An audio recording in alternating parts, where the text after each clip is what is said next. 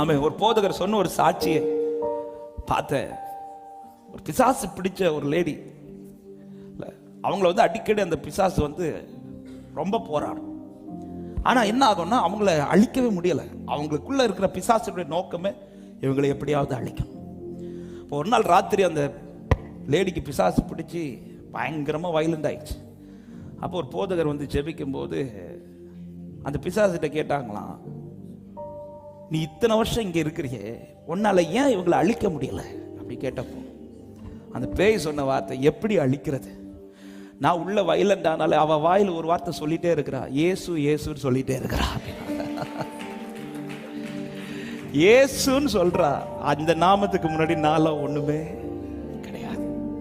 ஹல்லேலூயா. இயேசுன்னு சொல்லி பாருங்க. நமக்கு அதுதான் சொல்ல வராது. ஐயோ அம்மான்னு சொல்லுவோம், அப்பான்னு சொல்லுவோம். இயேசுன்னு